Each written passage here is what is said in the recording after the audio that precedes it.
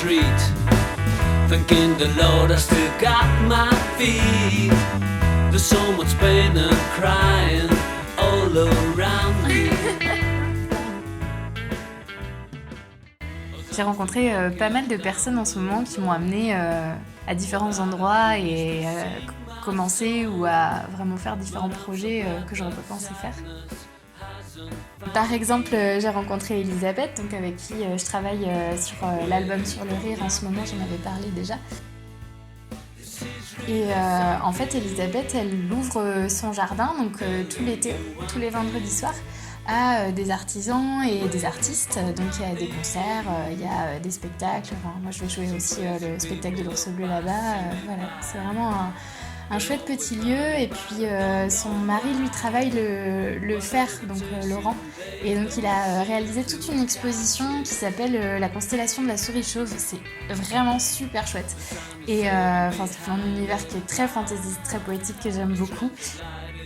Il y a un bel arbre qu'il a forgé lui-même et j'avoue j'ai un peu la grande envie d'avoir un arbre comme ça pour accrocher mes ours.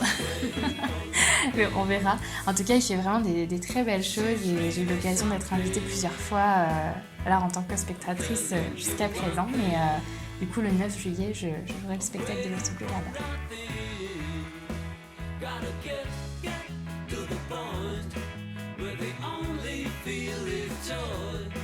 And we won't keep trying to break each other's hearts. Gotta get to a place where we all can find a space and the time we need to fix our broken parts, our broken parts, our broken parts. Est-ce que tu peux nous parler de tes autres rencontres de l'été ? Oui, du coup, alors c'est pas forcément une rencontre, mais c'est plutôt une collaboration qui s'est faite sous cette forme. Ça fait déjà quelques années que je connais Nino, du coup, alors son nom de scène, lui, c'est Enya Poésie. J'avais déjà vu son spectacle, en fait, donc Enya, c'est un slammer. Et on avait déjà fait quelques scènes ensemble. J'ai pas mal découvert, moi, le milieu du slam au début avec lui. Il a construit un petit stand en fait sur roue qu'il peut installer partout dans la rue et il propose aux gens de demander des commandes de poèmes. Donc il y a plusieurs modalités, on peut proposer 3 mots et lui il a 3 minutes pour écrire un poème avec ces 3 mots, ou alors on peut décrire une personne et puis lui il écrit un poème à offrir pour cette personne. Et donc en fait il m'a proposé plusieurs fois de faire ça avec lui, donc c'était bien chouette, ça m'a appris à être un peu moins perfectionniste dans ce que j'avais envie de proposer. Ça m'a permis aussi de trouver vraiment un vrai contact avec les gens, en fait, puisqu'on est vraiment sur de la commande directe, sur une rencontre directe qui se passe dans l'énergie d'un moment éphémère. C'était une belle expérience.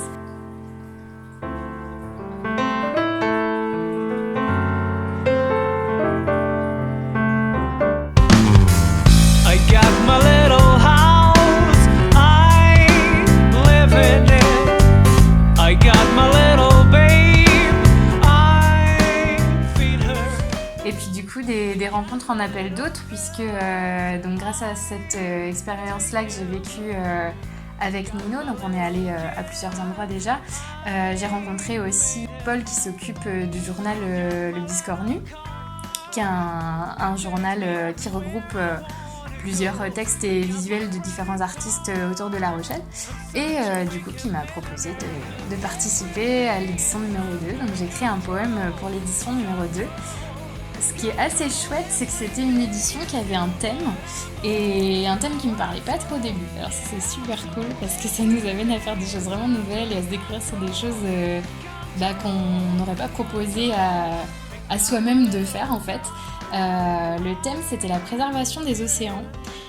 Du coup, j'ai été amenée à produire un texte autour de ça, et je l'ai forcément moi teinté aussi des choses qui étaient mes préoccupations et ma façon de voir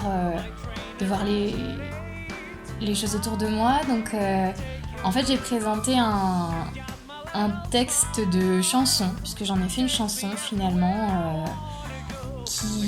qui peut être lu à la fois comme un murmure de l'océan à l'humain, mais qui peut aussi tout à fait être vu comme une personne qui aime une autre avant de la quitter. Et ce qui a été assez génial, c'est que quand Paul m'a annoncé le thème, j'ai mis 2 jours, j'avais que ça en tête. J'ai vraiment vécu 2 jours avec ça. Et puis un jour, j'ai senti que ça venait, j'étais en train de conduire et je me suis garée dans le parking devant chez moi. Et là, tout est sorti. Le premier jet est sorti en entier. Je pense que j'ai écrit frénétiquement pendant 2 ou 3 minutes et j'ai tout sorti. Et en fait, le fait qu'il y ait ces 2 voix-là fait que je trouve qu'elle a une place qui serait extrêmement pertinente dans le spectacle de l'Ours Bleu. Donc finalement, j'ai choisi un peu au dernier moment de l'intégrer au spectacle de l'Ours Bleu et d'en modifier une partie. Mais parce que ça avait tellement de sens et je trouvais que ça lui donnait vraiment une autre dimension avec du coup un message un peu plus universel en fait dans le spectacle. Donc pour moi c'est une surprise mais qui a aussi vraiment son poids, quoi, une surprise importante pour le spectacle.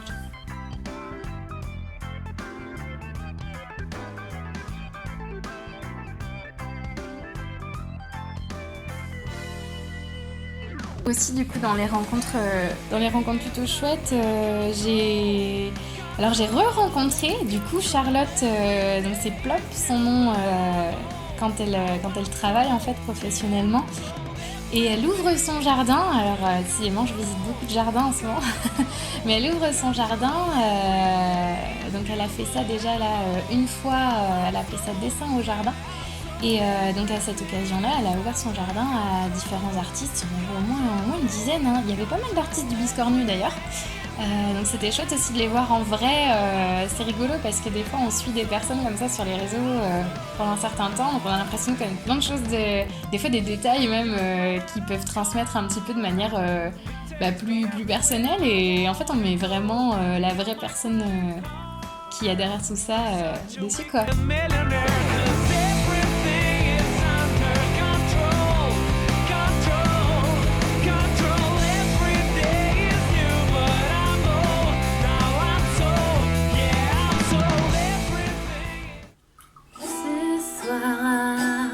J'irai danser le mambo au Royal Casino sous les lambris rococo.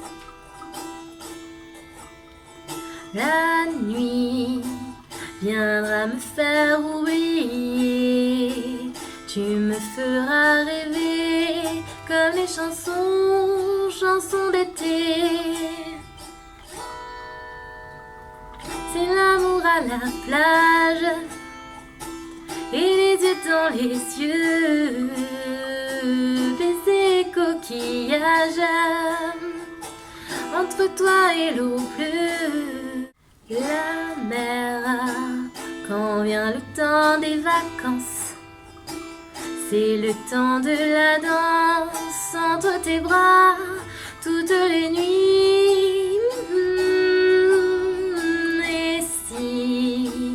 J'ai le cœur tout retourné, là je t'embrasserai jusqu'à la fin de l'été. C'est l'amour à la plage et mes yeux dans tes yeux, baiser coquillage entre toi et l'eau bleue. L'amour à la plage et les yeux dans les yeux, baiser coquillage entre toi et l'eau bleue.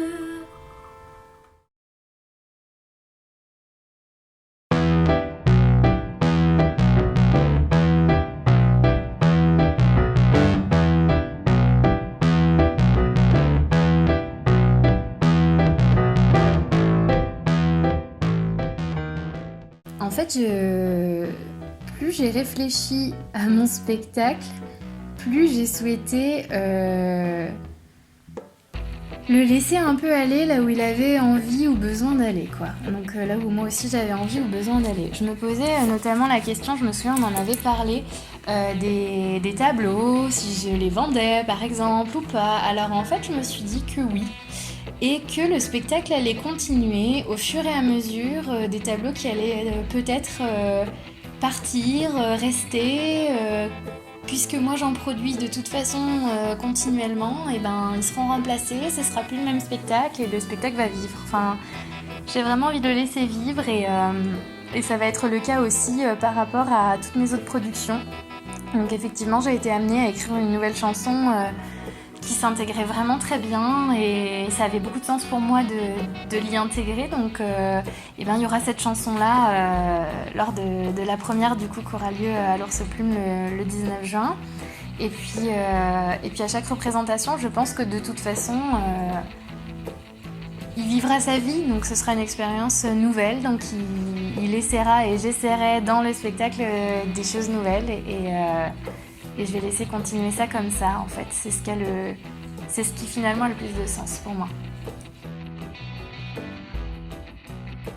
Et comment est-ce que tu fais du coup pour séparer, en fait, enfin catégoriser qu'est-ce qui appartient à l'univers de l'Ours Bleu, qu'est-ce qui appartient à l'univers plutôt rouge ou plutôt violet de toutes tes collections? Est-ce que tu vois, comme toi tu avances, il y a des choses nouvelles qui se présentent, mais comment tu rattaches à chaque collection ce qui émerge? De toute façon, il y a des liens et des enjeux qui sont communs à ces collections. C'est pas pour rien non plus que la première exposition que j'ai conçue, elle s'appelait Contes de fées et elle racontait les faits des différentes collections. Donc elles ont vraiment des échos, elles se parlent, enfin quelque part il y a des dialogues entre ces collections. Après, la manière dont je vais plus les classer, c'est à la fois une partie assez intuitive et très antérieure et une partie aussi plus rationnelle selon le concept de la collection en fait. Donc l'Ours Bleu, c'est une collection qui est vraiment autour des questionnements liés à l'identité. L'identité avec ses déterminismes, ses espaces de liberté, comment on se construit. C'est pour ça que le roman Ta vie et silence en fait partie, parce qu'on est en plein dedans, et le spectacle donc est celui-ci, et donc c'est aussi ce même récit et cette même aventure-là de l'identité en fait. Avec Rouge, on est plus sur la pulsion de vie, ce qui est brut en nous en fait, ce qui va jaillir. Il y a des jaillissements qui vont nous être très positifs, qui sont aussi la forme la plus pure d'incarner la vie et donc oui, de se sentir aussi vivant, en fait, je dirais. Et en même temps aussi des écueils et des violences qui sont liées aussi à cette pulsion brute et à ce besoin d'exister qui n'est pas toujours possible. En même temps, on retrouve aussi l'entravement qu'il peut y avoir chez l'Ours Bleu, mais pour d'autres sujets. Et il y a aussi des liens de toute façon avec les violets, puisque les violets vont parler, comme la couleur de la collection l'indique, de tout ce qui nous violente, en fait, de toutes nos violences, et qui nous empêche de nous construire. Donc quelque part, on rejoint aussi la question de l'identité. Donc tout se rejoint, mais il y a quand même différents terrains d'exploration, terrains de réflexion.